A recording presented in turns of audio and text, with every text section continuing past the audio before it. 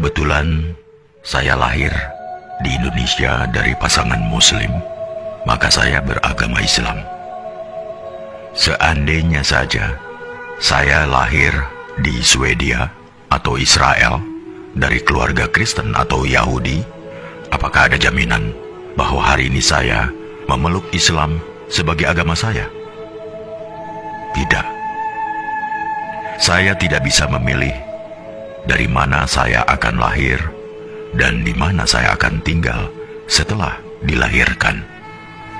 Untungnya, saya belum pernah bersitegang dengan orang-orang berbeda-beda karena saya tahu bahwa mereka juga tidak bisa memilih apa yang akan mereka terima dari orang tua dan negara.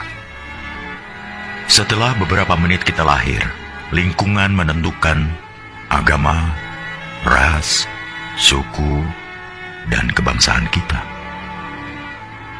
Setelah itu, membela sampai mati segala hal yang bahkan tidak pernah kita putuskan sendiri. Sejak masih bayi, saya didoktrin bahwa Islam adalah satu-satunya agama yang benar. Saya mengasihani mereka yang bukan Muslim, karena mereka kafir dan matinya masuk neraka. Ternyata, teman saya yang Kristen juga punya anggapan yang sama terhadap agamanya. Mereka mengasihani orang yang tidak mengimani Yesus sebagai Tuhan, karena orang-orang ini akan masuk neraka. Begitulah ajaran agama mereka berkata. Maka, bayangkan, jika kita tidak henti menarik satu sama lainnya agar berpindah agama. Bayangkan jika masing-masing umat agama tidak henti saling beradu superioritas seperti itu. Padahal tak akan ada titik temu. Jalaluddin Rumi mengatakan, kebenaran adalah selembar cermin di tangan Tuhan. Jatuh dan pecah berkeping-keping. Setiap orang memungut kepingan itu, memperhatikannya, lalu berpikir telah memiliki kebenaran secara utuh. Salah satu karakteristik umat beragama memang saling mengklaim kebenaran agamanya. Mereka juga tidak butuh pembuktian, namanya saja iman. Manusia memang berhak menyampaikan ayat-ayat Tuhan, tapi jangan sesekali coba menjadi Tuhan. Tidak usah melabeli orang masuk surga atau neraka, karena kita pun masih menghamba.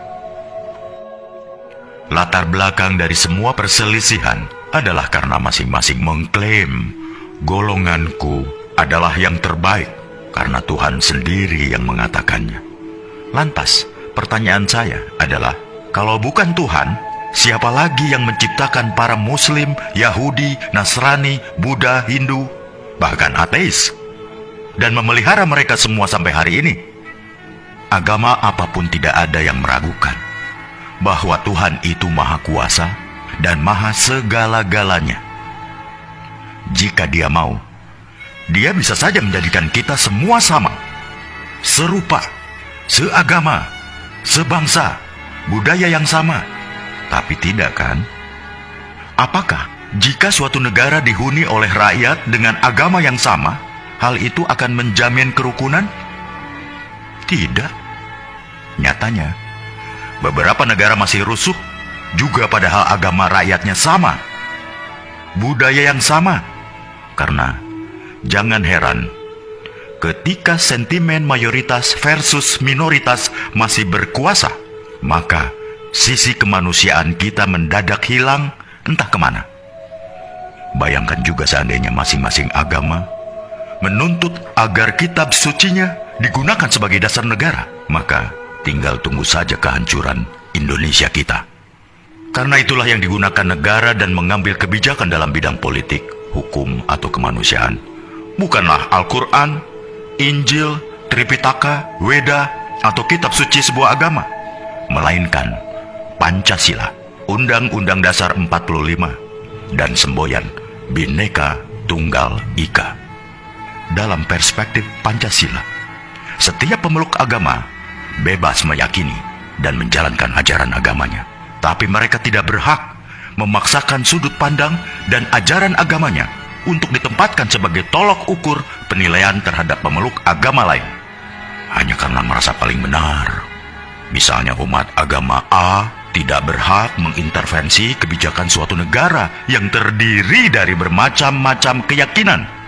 Suatu hari di masa depan, kita akan menceritakan pada anak cucu kita betapa negara ini nyaris tercerai-berai, bukan karena bom, senjata, peluru, atau rudal, tapi karena orang-orang yang saling mengunggulkan, bahkan merebutkan di media sosial. Ketika negara lain sudah pergi ke bulan atau merancang teknologi yang memajukan peradaban, kita masih sibuk meributkan soal beragama. Kita tidak harus berpikir sama, tapi marilah kita sama-sama berpikir. Apakah kita sesama anak bangsa terus-terusan bertikai? Bila renungan tentang hal ini baik, tolong sebarkan ke saudara, teman-teman, grup, atau siapa saja yang masih ingin kedamaian di bumi pertiwi di Indonesia yang kita cintai ini.